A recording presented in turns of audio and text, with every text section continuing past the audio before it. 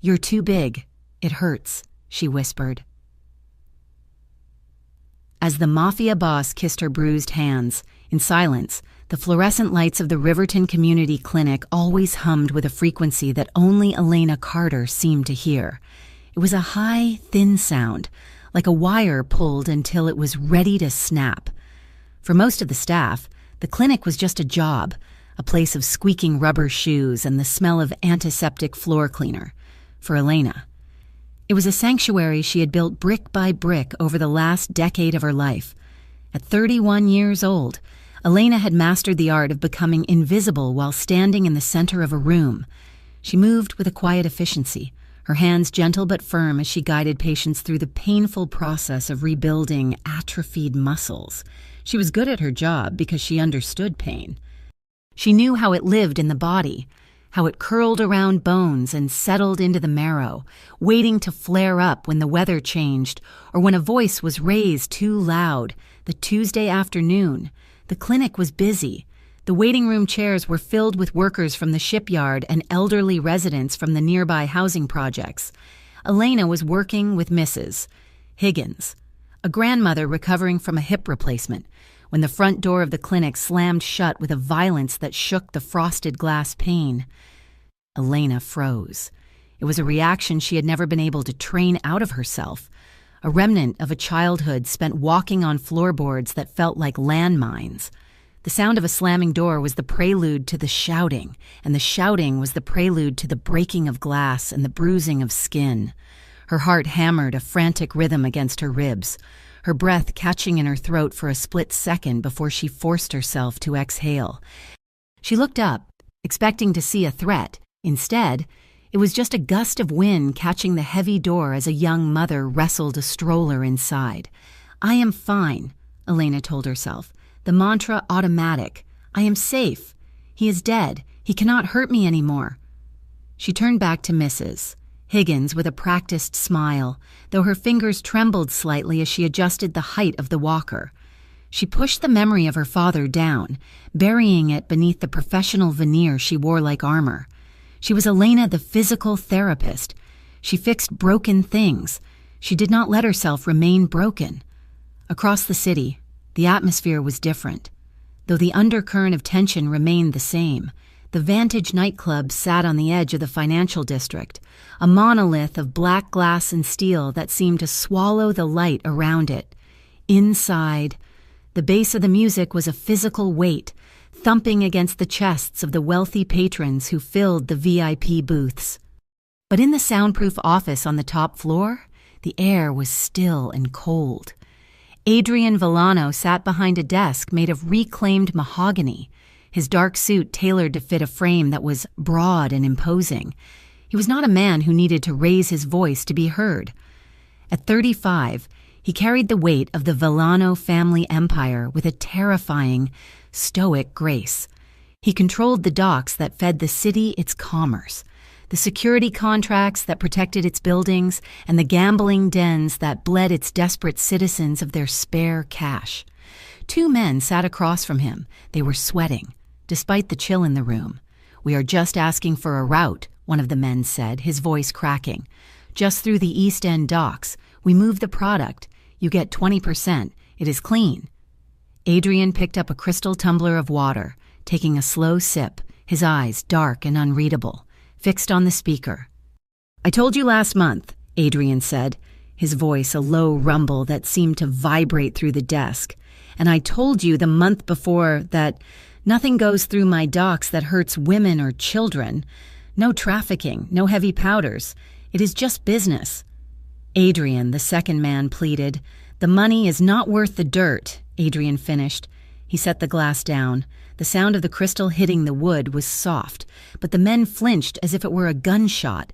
"Get out and tell your boss that if I see one of his trucks near my shipyard again, I will not burn the truck. I will burn the driver." The men scrambled to leave, the heavy door clicking shut behind them. Adrian exhaled, running a hand through his dark hair. He stood and walked to the floor-to-ceiling window, looking out over Riverton.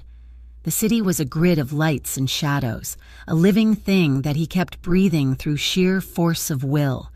He was a criminal. He knew that. He was a monster to the polite society that pretended he did not exist. But he had rules, in a city that wanted to eat itself alive. He was the one holding the leash. The next day brought a storm of gray clouds and a new patient to Elena's schedule. His name was Marco, and he looked less like a construction worker and more like a slab of granite that had been roughly chiseled into the shape of a man. He walked with a heavy limp, and his left arm was in a sling. When Elena called his name, he stood up with a groan, clutching his side. She led him to the examination table, her instincts already firing warnings. The bruising on his ribs was not consistent with the fall from a ladder he claimed on his intake form. It looked like the result of a pipe or a boot. "Deep breath for me." "Marco," Elena said, placing her stethoscope against his chest. He inhaled sharply, his jaw tight. "This hurts," he grumbled. "You have severe bruising and likely a hairline fracture," Elena said, keeping her tone neutral. "You should be resting, not walking around." "Cannot rest," Marco said, his voice rough. "Work to do. The boss relies on me." "Your boss should understand that you are injured," Elena countered gently, moving to check the range of motion in his shoulder. Marco let out a short, dark laugh. "Mister, Villano understands loyalty. He takes care of his own, but he does not like weakness. I am not weak." Elena paused. The name Villano was not spoken loudly in Riverton, but everyone knew it. It was whispered in coffee shops and plastered across the crime beat section of the newspaper, usually accompanied by words like alleged and investigation. She looked at Marco with new wariness. He was one of them. A soldier in a war she wanted no part of. She finished the session with professional detachment, giving him a sheet of exercises and icing his shoulder. But as the clock ticked toward evening and the clinic began to empty, she felt a lingering unease. The sun had set by the time Marco was ready to leave. The parking lot lights were flickering, casting long, jumping shadows across the asphalt. "I will walk you to your car," Marco said, buttoning his heavy jacket with his good hand. "It is late. That is not necessary." "Marco," Elena said, pulling her coat tighter around herself, "you are the patient." He shook his head stubbornly. "My mother raised me right. Miss Carter. I walked the lady to her car, especially in this part of town." Elena sighed but nodded, too tired to argue. They walked out into the cool night air. The street was quiet. Save for the distant sound of traffic on the highway, they reached her sedan, a reliable, dented thing she had driven for 6 years. "Thank you." "Marco," she said, unlocking the door. "Please do the exercises. If you do not let those muscles heal—" The sound of an engine roaring to life cut her off. It was a deep, guttural growl that came from the alleyway across the street. Elena turned her head just as a black sedan screeched out of the darkness. Its headlights blinded her. Time seemed to warp, stretching and snapping all at once. She saw the back window of the car roll down. She saw the glint of metal under the street lamp. "Get down!" Marco roared. It was not a thought that moved her. It was pure instinct. Honed by years of surviving a volatile household, she did not freeze this time. She moved. As the first crack of gunfire shattered the silence, Elena threw herself at Marco. He was twice her size, but he was injured and slow to react. She shoved him with every ounce of strength she possessed, knocking him off balance and behind the engine block of her car. Elena fell with him, but she was not fast enough to clear the gap completely. She hit the asphalt hard, her palms slapping against the rough, unforgiving ground to break her fall. The skin on her hands tore instantly, a sharp, searing fire that shot up her arms. Pop, pop, pop, pop. The sound was deafening. Bullets sparked against the pavement and punched through the metal of the car door inches above her head. Glass shattered, raining down like diamonds. Elena curled into a ball, pressing her face into the dirty asphalt, her hands throbbing. Her breath coming in jagged gasps. She could hear Marco grunting in pain beside her, swearing in Italian. Then, another sound joined the chaos, tires screeching from the other side of the lot. 2 SUVs surged into the parking lot, cutting off the attackers. Men in dark clothing spilled out, weapons drawn. There was a brief, intense exchange of gunfire, loud, terrifying bursts that made Elena cover her ears and squeeze her eyes shut. And then, Silence. The attacking car peeled away, tires smoking, leaving the smell of burnt rubber and gunpowder hanging heavy in the air. Elena lay trembling on the ground. Her hands were burning. She pulled them away from her face and saw them in the dim light. Her palms were raw, the skin shredded and bleeding, embedded with grit and gravel from the road. "Miss Carter?" Marco's voice was strained. Elena pushed herself up to her knees, her vision swimming. Are you alive?" Marco was clutching his shoulder, blood seeping through his jacket. But he nodded. "Because of you. You are crazy, lady. You are crazy." Two of the men from the SUVs were suddenly there. They moved with military precision. One knelt by Marco, applying pressure to his wound. The other looked at Elena. He was terrifying, wearing a tactical vest, but his voice was calm. "Ambulance is 5 minutes out," he said into a radio clipped to his shoulder. "Secure the perimeter." Elena looked at her hands again. The blood was dark and shiny. She began to shake, the adrenaline crashing out of her system and leaving her cold and hollow. She had just been in a shootout. She was a physical therapist. She helped people walk again. She did not dive away from bullets. The next 2 hours were a blur of fluorescent lights and hushed voices, the ambulance ride, the triage nurse, the sting of antiseptic as they cleaned the gravel from her palms. She sat on the edge of a hospital bed, her hands heavily bandaged, looking like white boxing gloves.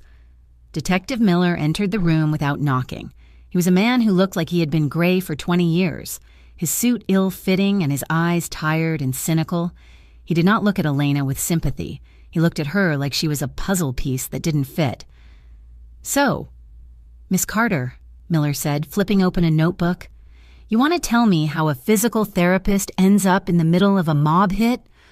"I was walking a patient to the car," Elena said, her voice sounding small in the sterile room. "A patient.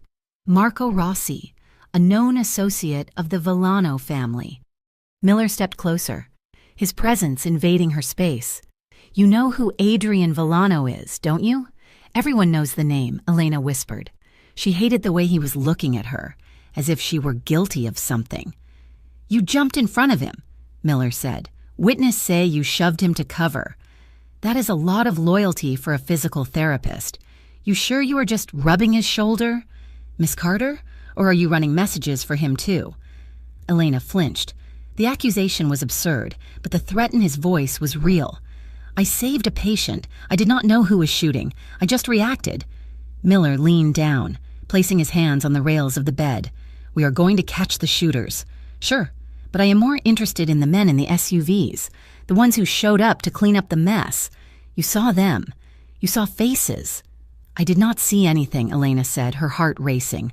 "I had my eyes closed. I was terrified." Miller stared at her for a long moment, his gaze dissecting her.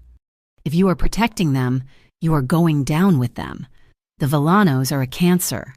And when we cut it out, we take the healthy tissue around it too, if we have to." He snapped his notebook shut and walked out, leaving Elena shaking. She felt smaller than she had in years.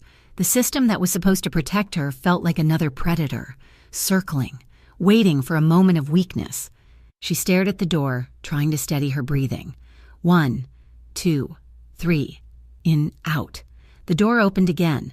Elena jerked back, pulling her knees to her chest, expecting the detective to return. It was not Miller. The man who entered the room seemed to absorb all the oxygen in the confined space. He was tall, well over 6 feet, with broad shoulders that strained against a charcoal suit that cost more than Elena made in a year. His hair was dark, brushed back from a face that was severe and striking. High cheekbones, a strong jaw, and eyes the color of storm clouds. It was Adrian Villano. He stopped just inside the door. The hallway behind him was curiously empty, the bustle of the hospital silenced as if his presence demanded a perimeter. He looked at Marco's bed, which was empty. Marco had been taken to surgery, and then his gaze shifted to Elena. He didn't move for a moment. He just looked at her. He took in the pallor of her skin, the smudge of dirt on her cheek that the nurses had missed. And then his eyes dropped to her hands. Elena felt the weight of his gaze like a physical touch. She instinctively pulled her bandaged hands against her chest, wincing as the movement pulled at the raw skin. She saw his jaw tighten, a muscle feathering in his cheek. "Miss Carter," he said. His voice was deep, a baritone that resonated in the small room. It was quiet, controlled, but there was an intensity beneath it that made the hair on her arms stand up. She swallowed hard, her throat dry. "Who are you?" she asked, though she knew. "Adrian Villano," he answered. He took a step closer, moving with a predator's grace, silent despite his size. "I came to check on Marco. I was told you were the one who pulled him out of the line of fire. I pushed him," Elena stammered. She felt a bizarre urge to apologize. It was instinct. Adrian stopped at the foot of her bed. He was close enough now that she could smell him. Sandalwood, expensive tobacco, and the crisp scent of rain. He was terrifying. He was the reason there were bullet holes in her car. He was the reason her hands were shredded meat. And yet, he was looking at her hands with an expression that was not anger. It was something else, something bordering on reverence. "The police were here," he stated. It wasn't a question. "Yes," Elena whispered. "What did you tell them?" Elena looked up at him. She saw the danger in him. She knew that the wrong answer could be the end of her. But looking at him, seeing the strange stillness in his posture, she felt the same odd sensation she had felt when she shoved Marco, a need to protect the silence. "I told them I saw nothing," she said, her voice trembling but clear. "I told them I had my eyes closed. I told them nothing about your men." Adrian studied her face. He seemed to be searching for a lie, waiting for the crack in her resolve. When he didn't find one, the tension in his shoulders eased. "Just a fraction, thank you," he said. The words were simple, but the weight he put behind them made Elena's breath hitch. He wasn't dismissing her. He wasn't paying her off. He was acknowledging a debt. "You are hurt," he said, gesturing vaguely to her hands. "Because of my business. I will heal," Elena said, looking away. "It is just skin." Adrian moved to the side of the bed. He was too close now, his presence overwhelming. He was too big for the room, too big for her small, contained life. He reached out, his hand hovering near hers, but he did not touch her. He seemed to understand, without being told, that she would flinch if he moved too fast. "I am sorry that violence found you today, Elena," he said, using her first name. It sounded intimate, foreign on his tongue. "But know this, I do not forget when someone protects what is mine." He held her gaze for 1 second longer, his eyes burning into hers, and then he turned and walked out. The door clicked shut behind him, leaving the room feeling suddenly cold and empty. Elena sat in the silence, her heart pounding a frantic rhythm against her ribs. Later that night, back in her small apartment, sleep refused to come. Her hands were throbbing, a dull, pulsing ache that synchronized with her heartbeat. She had taken the painkillers the doctor prescribed, but they didn't touch the noise in her head. Every time she closed her eyes, she heard the pop, pop, pop of the gunfire.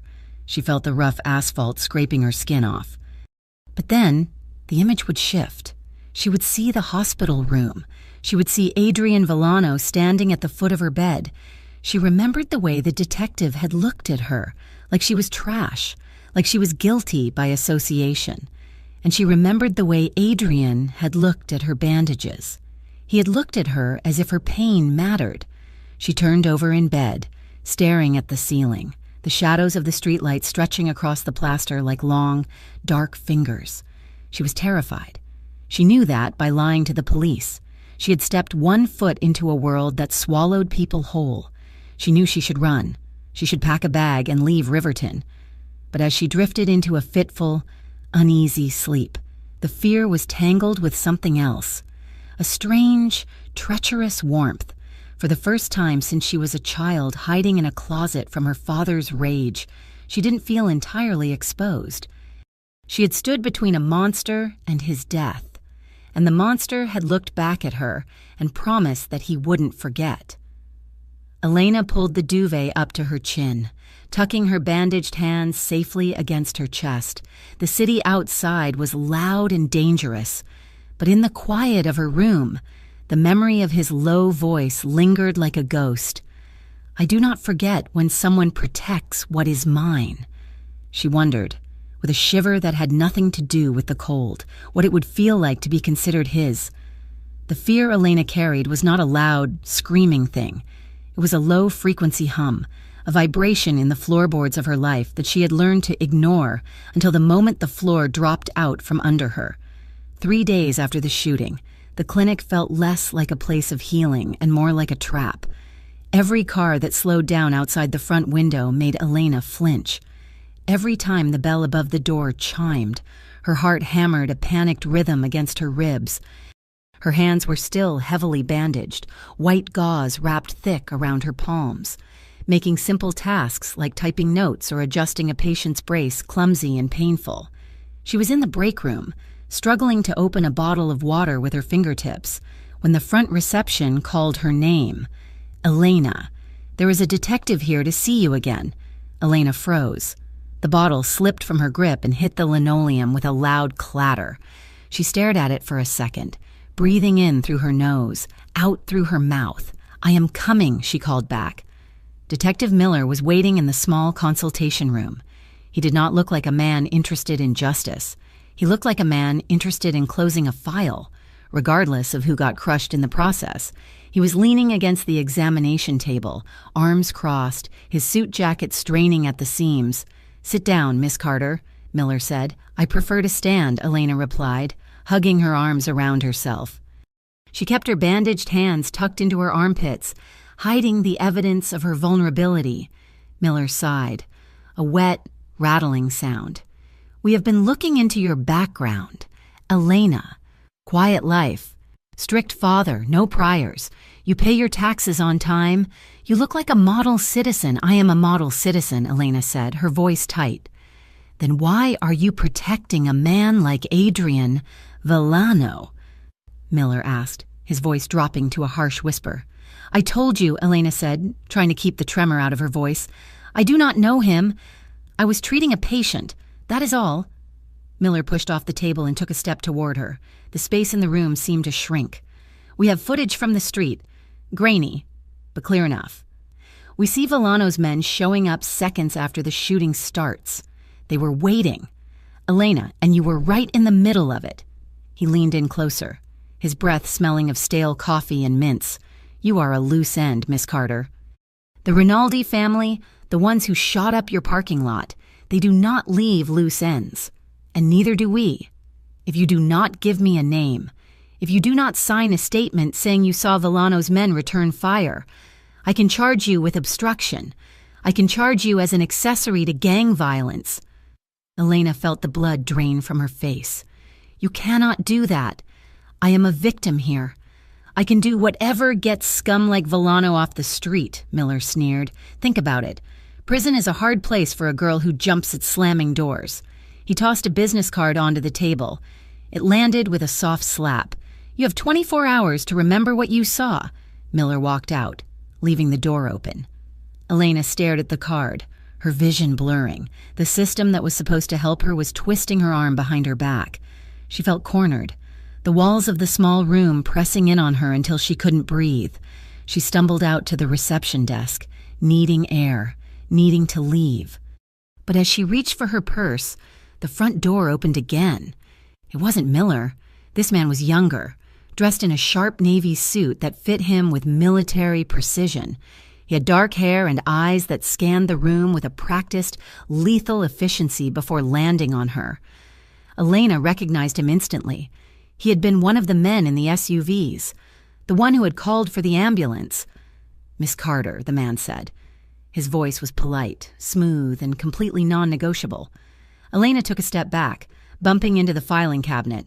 "Who are you?" "My name is Nico," he said, clasping his hands in front of him. "I work for Mr. Villano. He would like a word. I have nothing to say to him," Elena said, her voice shaking. "Please leave. The police were just here." "I know," Nico said calmly. "We saw Detective Miller leaving. That is why I am here." He took a step forward, not aggressive, but with the inevitable momentum of a tide. "The police are pressing you. The Rinaldis know you survived.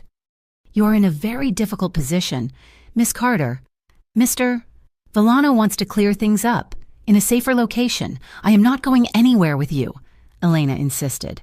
Though her resolve was crumbling under the weight of her fear, Nico looked at her with a strange kind of pity.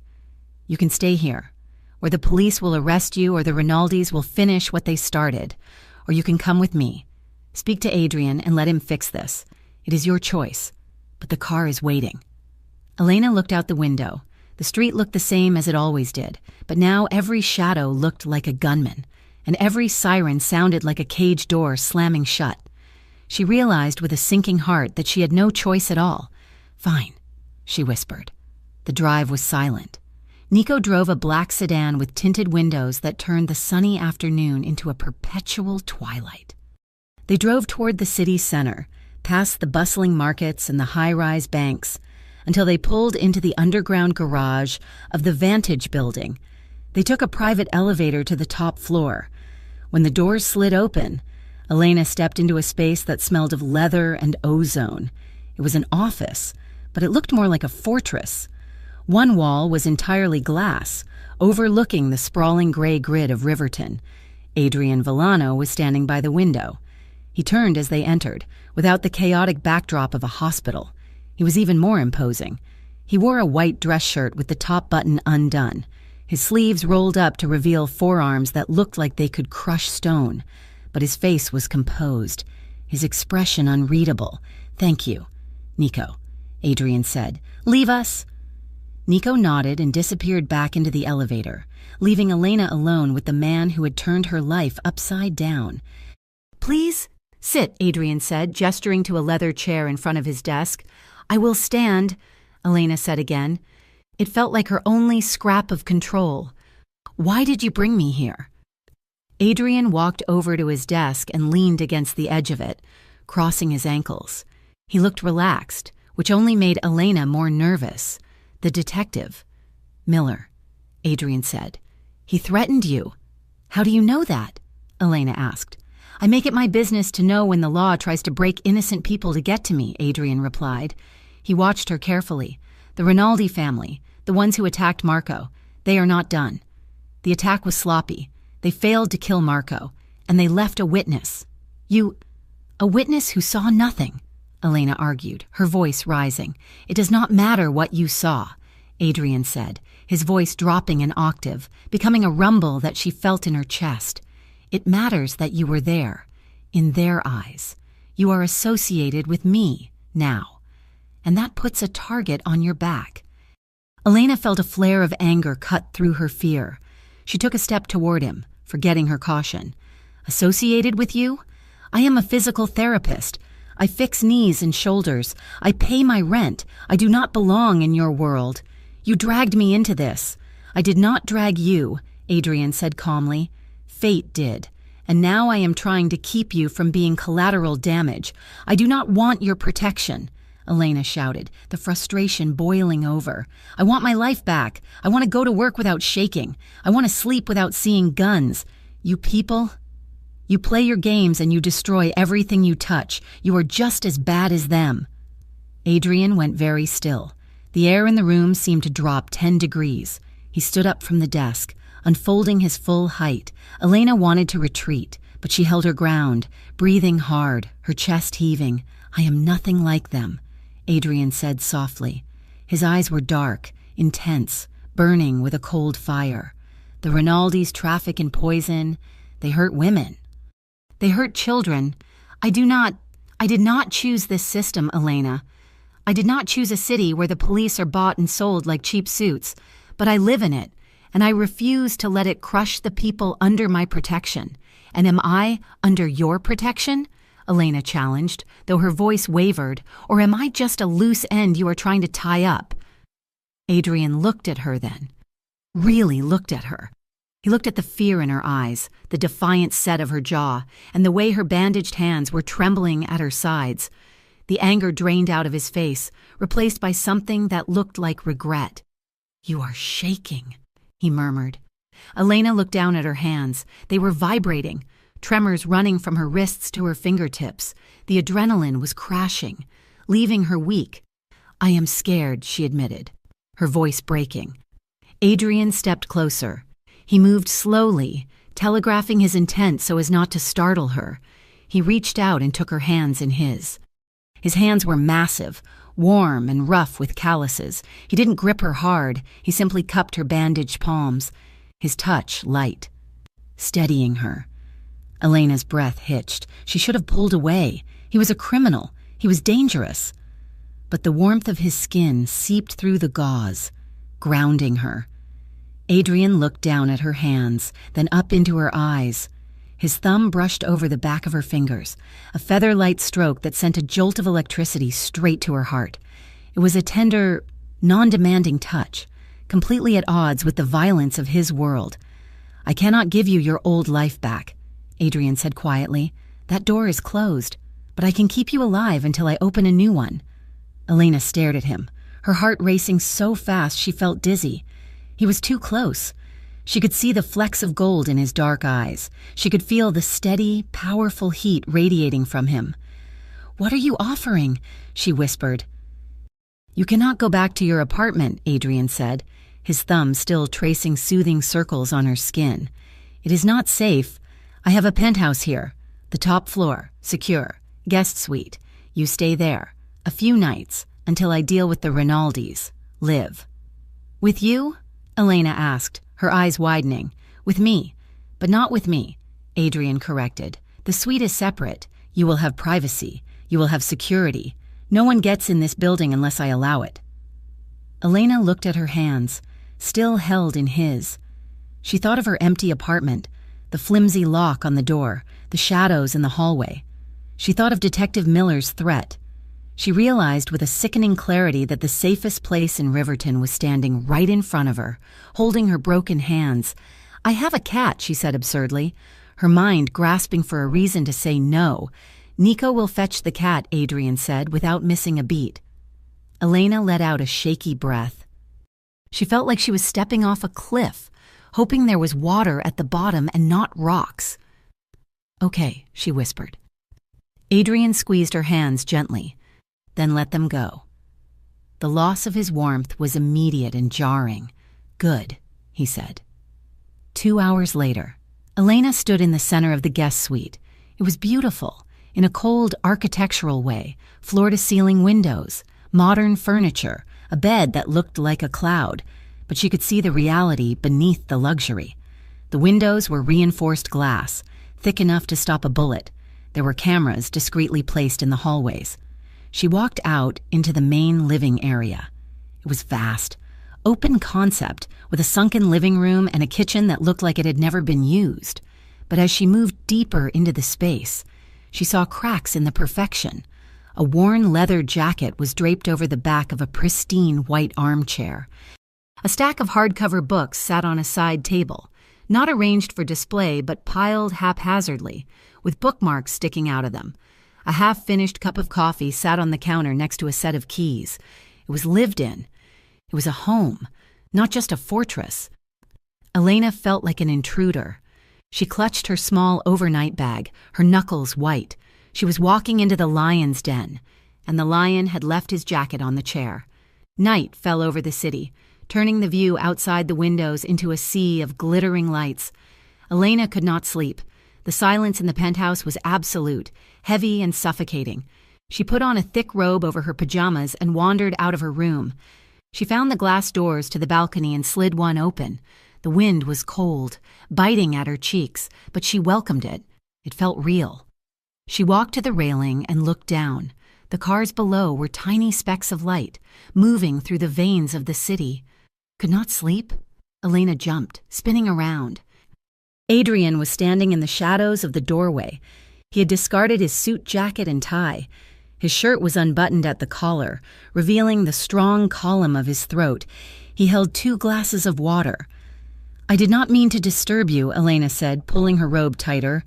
"You didn't," Adrian said. He walked over and held out a glass. Elena took it with her bandaged hand. "Careful not to drop it. Thank you."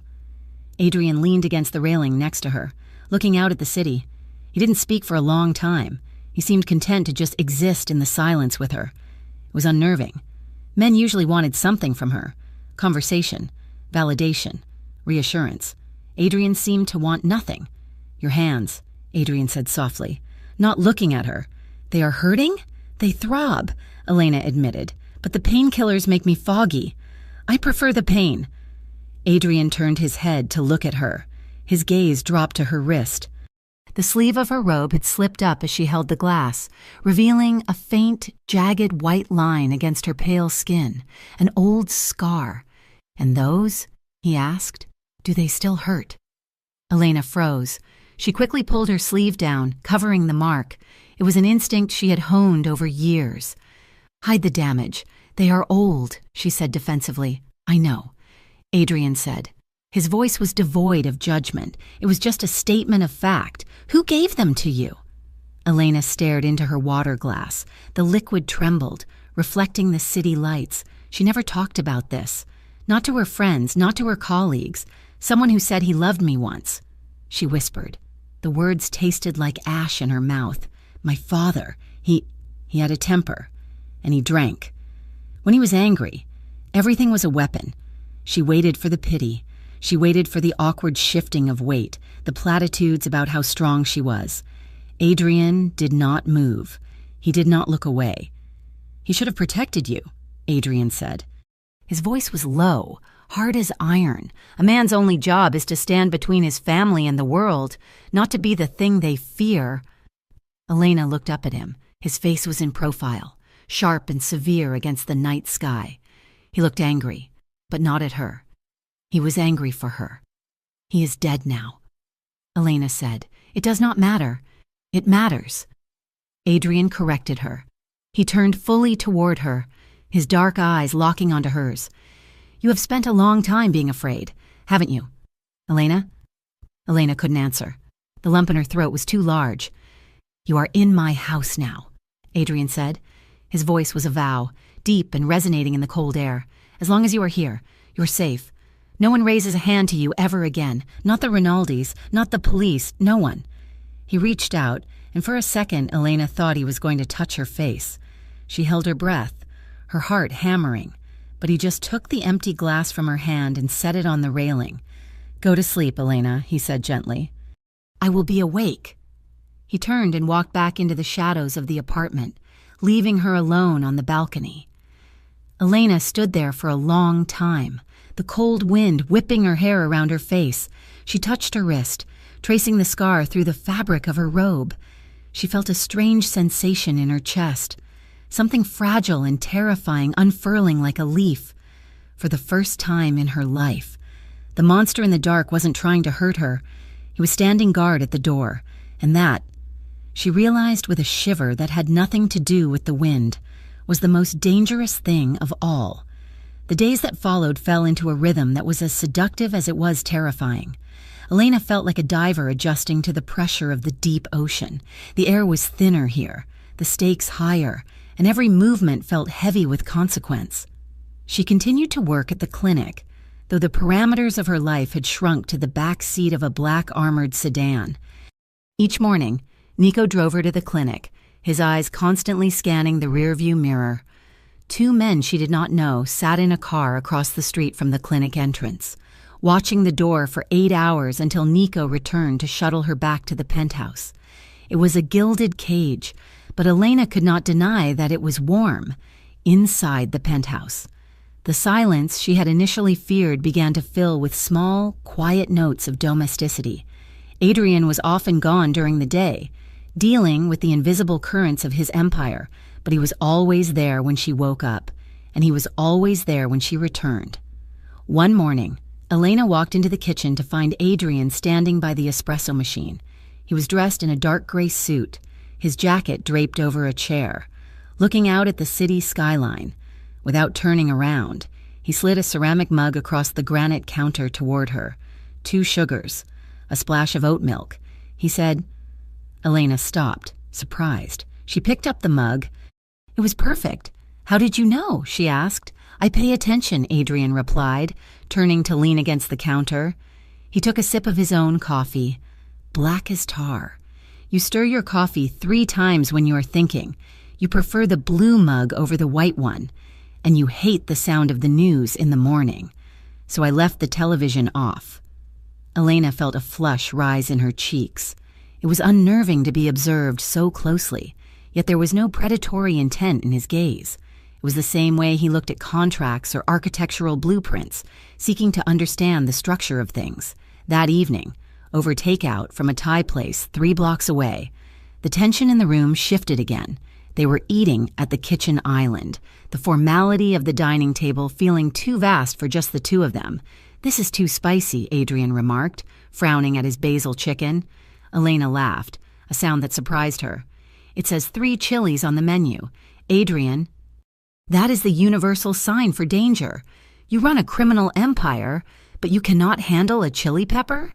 Adrian looked at her, his fork pausing halfway to his mouth.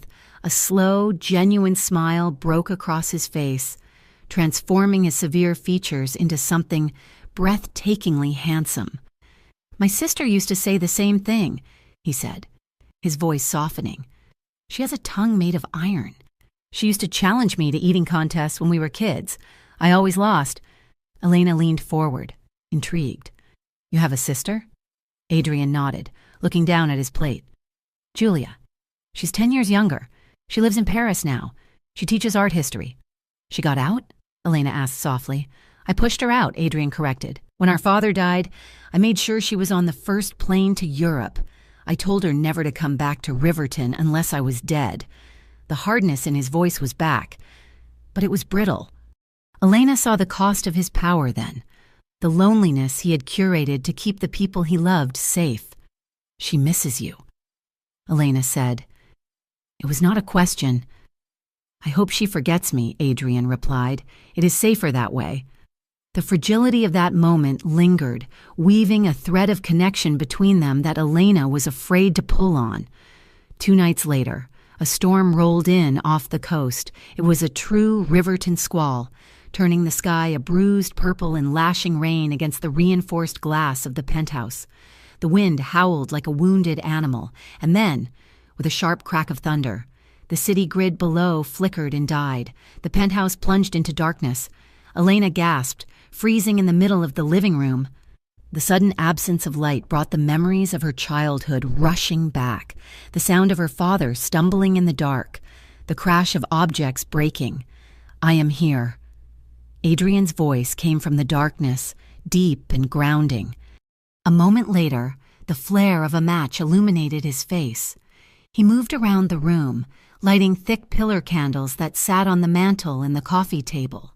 The golden light softened the sharp angles of the modern furniture, turning the vast room into an intimate, hushed cave. "Come, sit," Adrian said, gesturing to the sofa. Elena sat, tucking her legs under her.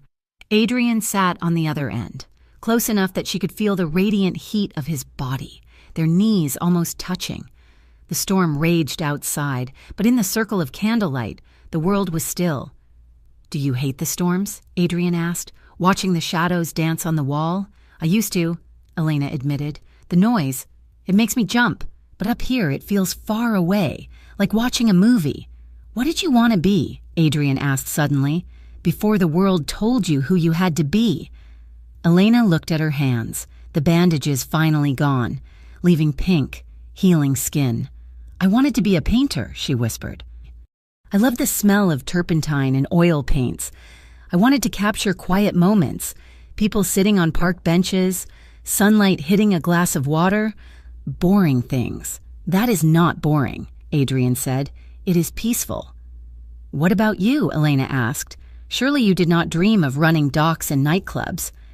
Adrian looked into the flame of the nearest candle. "I wanted to be an architect. I wanted to build things that would last. Bridges, libraries, places where people could feel safe." Elena looked at him, seeing the ghost of the boy he might have been. "You still build things," she said. "You built this sanctuary. I built a fortress," Adrian corrected. "There is a difference." The silence that followed was heavy, charged with the unspoken things that had been growing between them for days. Elena looked at him, the sharp line of his jaw, the heavy brow, the hands that could break bones but had held her own damaged fingers with such tenderness. "I wanted a simple love," Elena confessed, the words slipping out before she could check them. A man who came home at 5, a small house, no guns, no bodyguards, but, Adrian prompted, turning to face her fully. But I feel broken now, she whispered, tears pricking her eyes. I am too guarded. I flinch when people move too fast. I am not built for a simple love anymore. I think the fear is part of my DNA now. Adrian stared at her for a long moment. Then, with a slowness that was agonizing, he moved closer. He reached out, his hand hovering near her face, waiting for her permission. When she did not pull away, he cupped her cheek, his thumb brushing away a tear that had escaped. You are not broken, Elena, he said, his voice rough with emotion. You are a survivor, and survivors are the fiercest things on this earth. He looked at her mouth, his intent clear. Elena's heart hammered against her ribs, a mix of terror and a longing so sharp it hurt. She didn't move. She wanted this.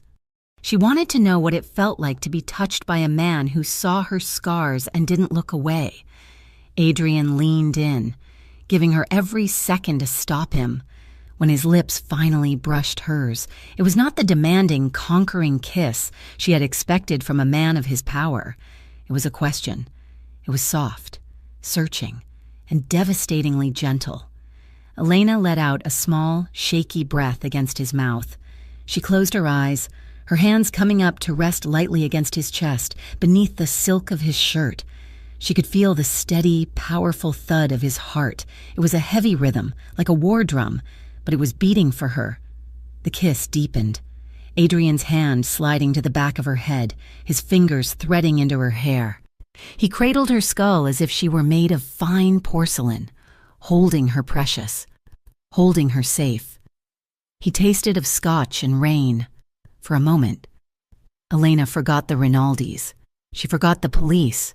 She forgot the fear that had ruled her life for 20 years. There was only the heat of him, the size of him, wrapping around her like a shield. But then, the reality of who he was crashed back in. His gun, holstered at his side, pressed against her hip, the weight of his world, the violence that was sewn into the lining of his life, suddenly felt suffocating. Elena pulled back, gasping for air. She scrambled to the far end of the sofa, her eyes wide. I cannot, she whispered. Adrian froze. He did not chase her. He stayed exactly where he was, his hand falling to his side. Elena, he said, his voice strained. You are too big, she said, her voice trembling. Not just physically. Your life, your war. It is too big. I am not built for this, Adrian. I will crack. I will shatter. She was shaking again. The desire was still there, burning in her veins, but the fear was colder and stronger. Adrian's jaw tightened, the muscles bunching as he fought for control. He looked at her with an intensity that seared. I will never break you, he vowed. I will burn this city to ash before I let anything hurt you, even if that thing is me. He stood up, the movement abrupt. I will check the generator, he said, his voice void of emotion. He walked into the darkness of the hallway, leaving Elena alone with the flickering candles and the ache of his absence. The next morning, the fragile piece of the penthouse was shattered. Elena woke to the sound of Adrian on the phone in the living room. He was speaking Italian, his voice a low, furious growl. She walked out to see him pacing, his shirt sleeves rolled up, a look of pure violence on his face. He ended the call and threw the phone onto the couch. It bounced and landed on the floor. What happened? Elena asked, her stomach twisting. They torched the warehouse on 4th Street, Adrian said, not looking at her. My men were inside. 2 are in critical condition. Elena covered her mouth. Oh God, that is not all, Adrian said, turning to her. His eyes were cold, distant. My contacts in the police tell me that the Rinaldis have been paying for surveillance on your clinic. They know your schedule. Elena. They know when you arrive and when you leave. The room seemed to spin. Elena grabbed the back of a chair to steady herself. You are not going back there, Adrian stated. What? Elena asked. You are taking a leave of absence, indefinitely. I will pay your salary. I will make a donation to the clinic to cover the cost of a replacement therapist, but you are not stepping foot outside this building until I end this. No, Elena said. The word came out instinctively. Adrian stepped closer, his dominance filling the room. It is not a request. Elena, you cannot just lock me up, Elena shouted, the fear turning into anger. That clinic is my life. My patients depend on me. I have worked for 10 years to build something that is mine. You cannot just buy it off like you buy everything else. I am trying to keep you alive. Adrian roared back, his control finally snapping. Do you think I care about your independence right now? I care that there are men with semi-automatic weapons waiting for you to walk out that door. Elena recoiled as if he had slapped her. Then you are just like him. She spat, her voice shaking. You just want to control me. You think because you have money and power, you can just move people around like chess pieces. Adrian went pale. The comparison to her father hit him like a physical blow. He took a step back, his hands curling into fists at his sides. I am not him, he said, his voice deadly quiet. But if being a tyrant is what it takes to stop you from dying in a gutter, then I will be a tyrant. He turned and walked out the front door, the heavy lock clicking shut with a sound of finality.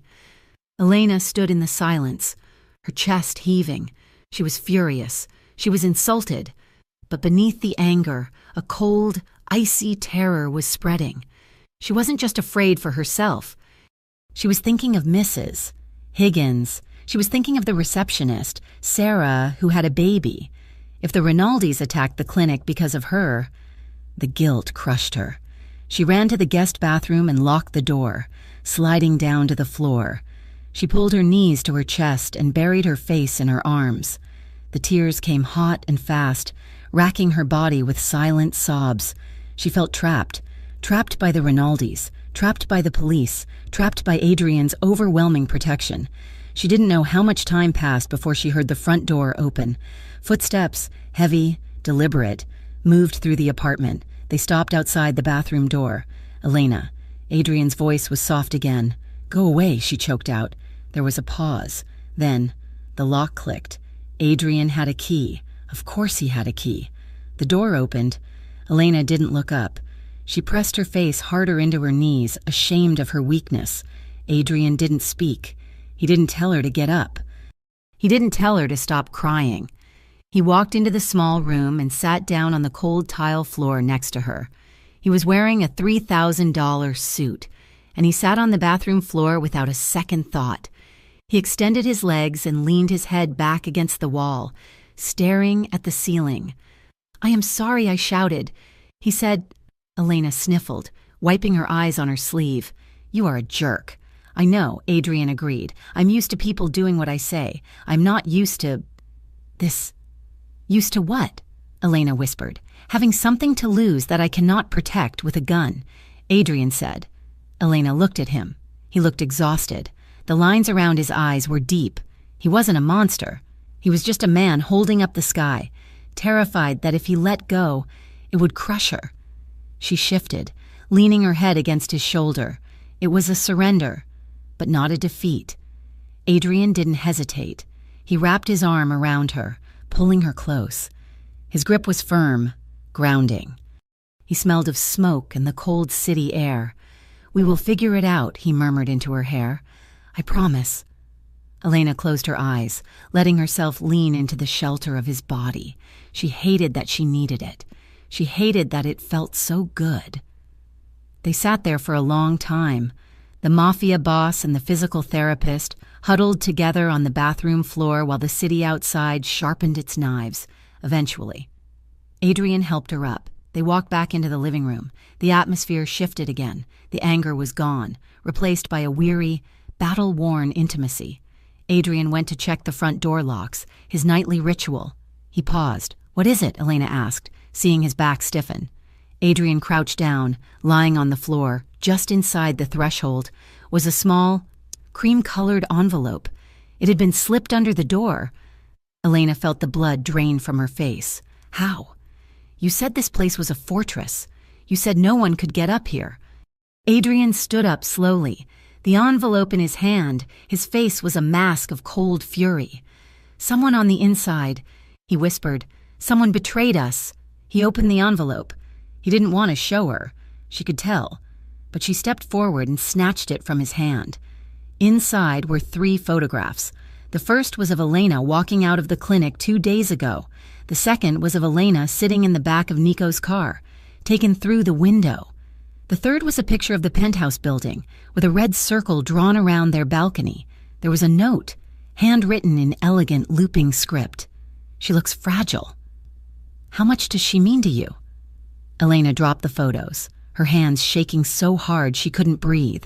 The illusion of safety shattered into a million pieces. The walls of the penthouse were not thick enough. Adrian was not big enough. Adrian caught her as she stumbled back. He pulled her against his chest, burying her face in his jacket so she wouldn't have to look at the threat on the floor. But she could feel the tension radiating off him. He was vibrating with a rage so dark, so violent that it terrified her more than the photos. They were inside. Adrian whispered, his voice sounding like grinding stones. They were right outside the door. He held her tighter, his grip bruising. "This ends now," he vowed into the silence of the room. No more hiding, no more defense. Elena clung to him, listening to the war drums of his heart beating faster and faster. She knew, with a terrifying certainty, that the storm outside was nothing compared to the one Adrian was about to unleash. The envelope on the floor had changed everything. The penthouse, once a sanctuary of silence and glass, transformed overnight into a war room. The air, previously filled with the scent of rain and coffee, now smelled of ozone and gun oil. Men in tactical gear moved through the hallways with the silent efficiency of ghosts, their faces grim and unreadable. Adrian Villano sat at the head of the dining table, which was now covered in blueprints, maps of the city, and lists of names. He was a terrifying study in cold precision. He spoke in low, clipped tones to Nico and his other lieutenants, moving assets around the board like a grandmaster playing a game where the pieces were human lives. "Secure the shipping lanes on the East River," Adrian commanded, his voice devoid of inflection. "Pull the security detail from the casinos and triple the perimeter here. I want a 5-mile radius surveillance net. If a squirrel crosses the street, I want to know about it." Elena stood in the doorway of the kitchen, watching him. She felt like a ghost in her own life. She was the reason for this activity. She was the epicenter of the storm. Yet she was being kept behind the glass, untouched and uninformed. "Adrian," she said. He did not look up. "Nico, get the accounts in the Cayman Islands ready to move. We might need liquid assets if the banks freeze up." "Adrian," Elena said, louder this time. He finally stopped, his hand pausing over a map of the warehouse district. He looked up at her, and for a second the mask slipped. His eyes were red-rimmed, burning with exhaustion and a fear he refused to voice. "Go back to the suite." "Elena," he said gently, "this is not for you." "I am not a child," Elena replied. Walking into the room, the men around the table shifted uncomfortably, looking to their boss for cues. "Tell them to leave." Adrian stared at her for a long moment, his jaw working. Then he nodded once to his men. "Give us 5 minutes." The room cleared instantly, leaving them alone in the vast, tension-filled space. "Talk to me," Elena demanded. "What are you planning? You are moving money. You are moving men. What are you going to do to them?" "I am going to handle it," Adrian said, standing up and walking to the window. His back was a wall of muscle, tense and unyielding. "You do not need to know the details." "I do need to know," Elena cried, her frustration boiling over. "They are using me to get to you. I am the leverage. That makes it my business. You are planning to kill people, aren't you? You are planning a massacre. I am planning survival," Adrian said, turning around. His face was hard, carved from granite. "They threatened you. They came to my door. There is no negotiation anymore. There is only removal." Elena wrapped her arms around herself, feeling a chill that the climate control could not banish. "It is too much. Adrian, all of this, the guns, the guards, the constant threat of death, you treat me like I am made of glass, like I am just some fragile object you have to put in a vault, because you are fragile," Adrian snapped, the volume of his voice making her flinch. "Compared to this world? Compared to men who will cut off a finger to send a message? Yes. Elena, you are fragile. And thank God for that. I do not want you to be hard. I do not want you to be like me. I am not a partner to you, Elena said, her voice shaking. I am just another asset, another thing you own. That is not true, Adrian said, stepping toward her. It feels true, Elena countered, holding up a hand to stop him. Your world is too big. Adrian, it is massive and heavy and it crushes everything it touches. It is crushing me. I cannot breathe in here. I cannot breathe knowing that people are going to die because of me. Adrian stopped. The hurt flashed across his face, raw and unguarded. He looked down at his hands, the hands that held the fate of the city, and then back at her. I know, he whispered. His voice was cracked, stripped of its usual authority. I know I am too much. I know my life is a burden, but I cannot be anything else. Elena, I cannot shrink. If I shrink, we both die. And he looked so lonely then, a king standing in the ruins of his own making, that Elena's anger deflated, leaving only a hollow ache. I need to remember who I was before this, she said softly. Before I was a target. Before I was a loose end. She turned and walked out of the room, leaving him standing amidst his maps and his plans. A powerful man who could command an army but could not stop the woman he loved from feeling like a prisoner. 2 hours later, the penthouse felt suffocating. Elena paced the guest suite, her skin itching with the need to do something, anything to prove that she still had agency. She thought of her father. It was a twisted impulse. She knew. Frank Carter was the source of her original pain. He was the reason she flinched at loud noises. But he was also real. He was a problem she understood. Unlike the faceless Rinaldi hitmen, if she could face him, if she could stand in front of him and not be afraid, maybe she could believe that she was strong enough to survive Adrian's world. She waited until the shift change. She knew the schedule now. Nico was busy with Adrian in the study. The hall guard was a young man named Leo, who had a kind face and had once asked her about physical therapy for his grandmother. Elena opened the door. Leo snapped to attention, his hand drifting to his earpiece. Miss Carter, he said, you should be inside. Leo, please, Elena said, keeping her voice low and desperate. I just need air. I need to go for a walk. Just for an hour. I cannot do that. Miss Carter, Leo said, looking nervous. Mister, Villano gave strict orders. Adrian is stressed, Elena said, stepping closer. He is fighting a war. I am adding to the pressure. I need to go see my father. He is sick. It will take 1 hour. Please, if you tell Adrian, he will just worry. I will be back before anyone notices. Leo hesitated. He looked at the pleading in her eyes, saw the exhaustion etched there. He was young, and he still believed that people were generally safe if they weren't involved in the business. Take the service elevator, Leo whispered, checking the hallway. Take a taxi, not a ride share. Call me the second you are heading back. Thank you. Elena breathed. She slipped out, her heart hammering a frantic rhythm. She felt a surge of adrenaline, a wild, reckless feeling of freedom as she hit the street. She hailed a cab and gave the address of the crumbling apartment complex on the south side of Riverton. The building smelled of stale beer and boiled cabbage. The hallway lights flickered, buzzing like trapped flies. Elena stood in front of Unit 4B, her hand raised to knock. Her wrist throbbed where the scar lay hidden under her sleeve. She knocked. Come in. It is open. A rough voice yelled from inside. Elena pushed the door open. The apartment was exactly as she remembered it. Yellowed walls, a television blaring a game show, empty bottles cluttering the coffee table. Frank Carter sat in a recliner that had seen better decades, nursing a tumbler of cheap whiskey. He looked up, his eyes bleary and bloodshot. Well, look who it is. The prodigal daughter returns. Hello. Dad, Elena said, standing in the doorway.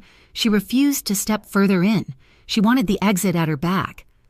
To what do I owe the honor? Frank sneered, taking a swig of his drink. Come to tell me how much better you are than me? Living in the high-rises? I saw the news. Elena, saw the reports about that shootout. I just wanted to see you, Elena said, her voice steady. I wanted to see if you were okay. I am fine, Frank spat. I'm always fine. But you are in deep, aren't you? Always did like dangerous men, just like your mother. She liked the bad boys too, until one of them broke her heart. I am nothing like her, Elena said, feeling a flare of old anger. And Adrian is nothing like you. Frank laughed, a harsh, barking sound. Adrian, first name basis with the Don? Oh, that is rich. You think he is different because he wears a suit? He is a killer.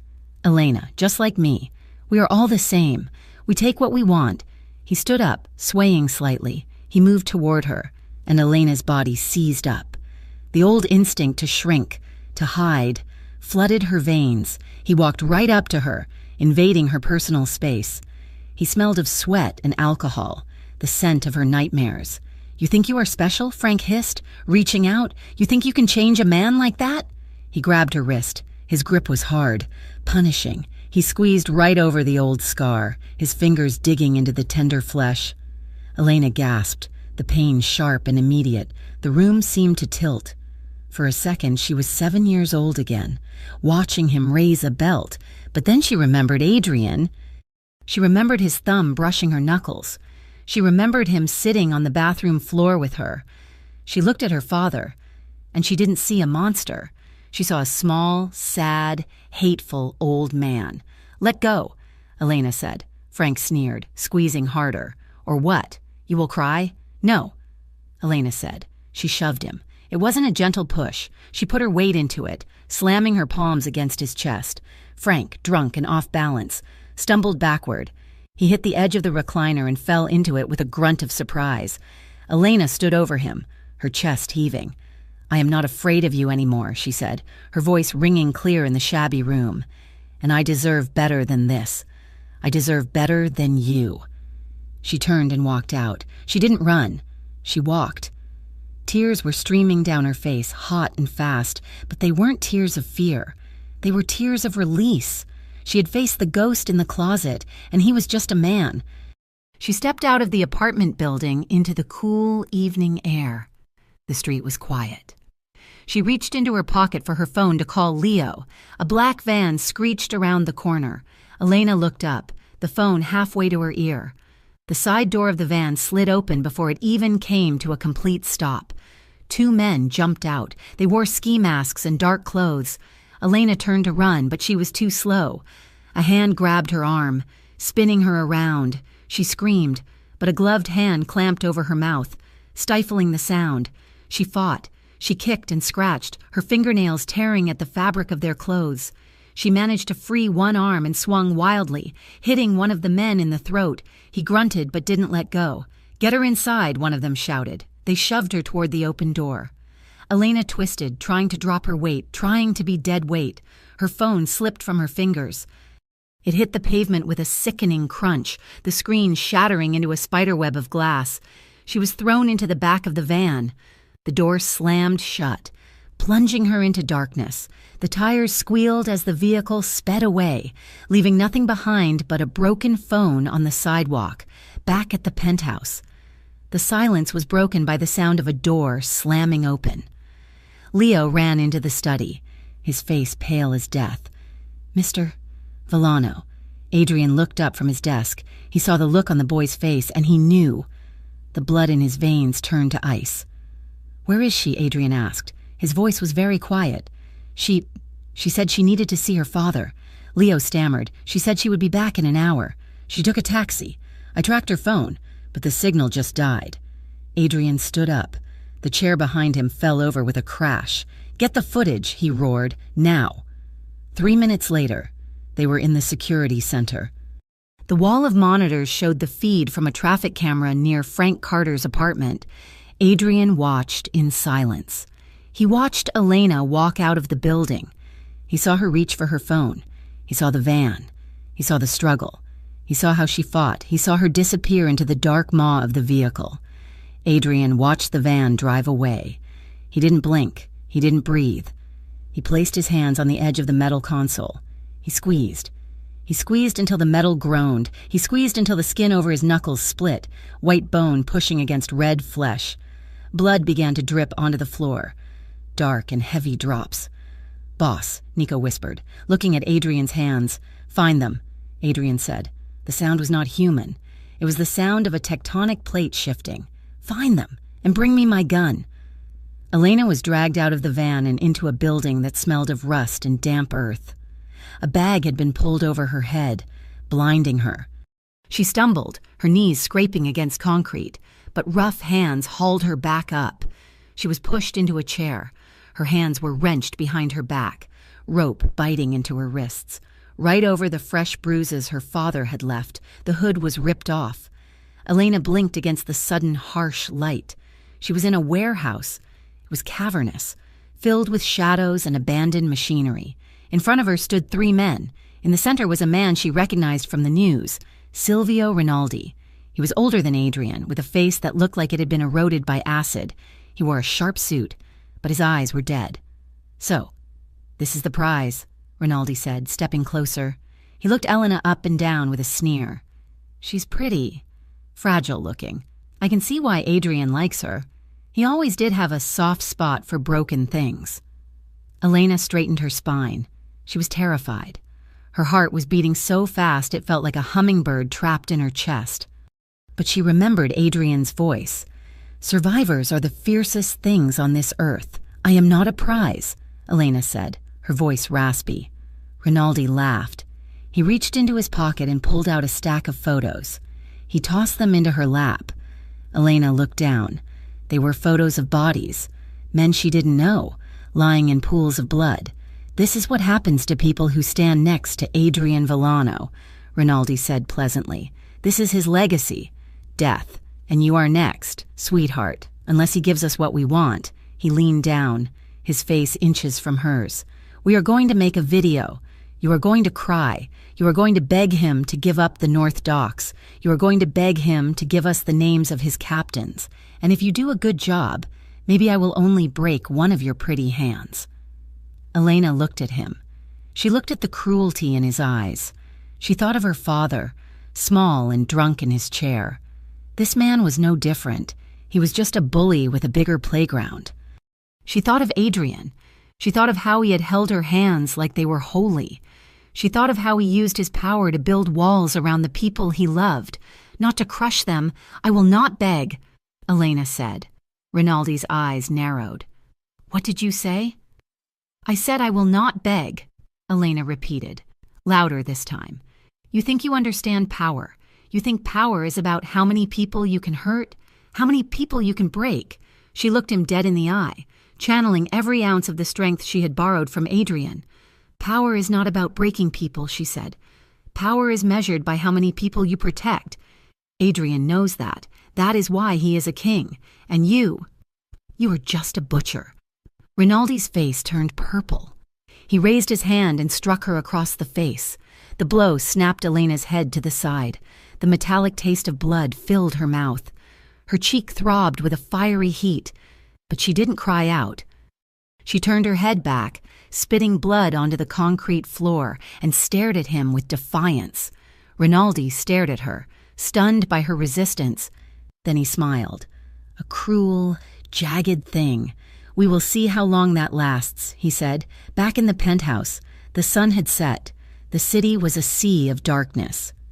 Adrian stood in his office. The lights were off. He was staring at his reflection in the reinforced glass of the window. He looked like a stranger. His eyes were black holes, his hands, bandaged now by a trembling Nico, hung at his sides. He knew where they were. His team had triangulated the van's route, an abandoned industrial park on the edge of the river. He knew what he had to do. Negotiation was over.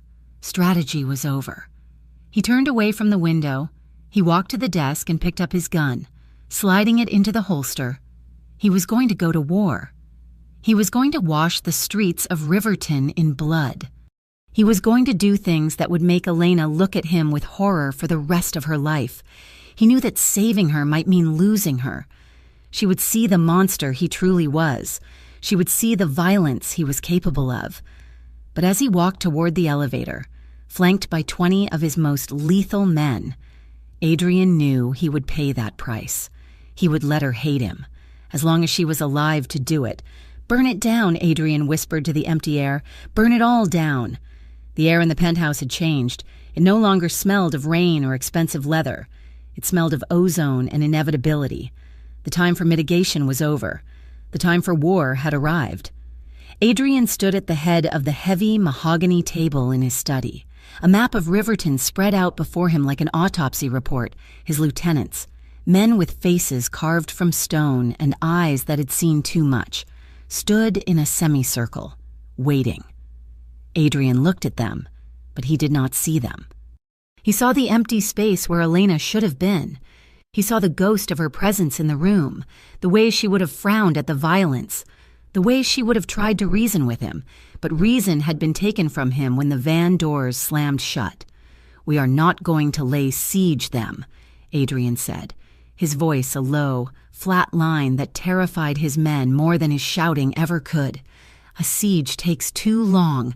We are going to bleed them. We are going to cut their arteries until they are lightheaded and desperate." He pointed to 3 red circles on the map. "Here, here, and here. The laundromat on 5th, the private card room behind the bakery, and the distribution hub near the old rail yard. These are the veins of the Rinaldi cash flow." Nico stepped forward, his expression grim.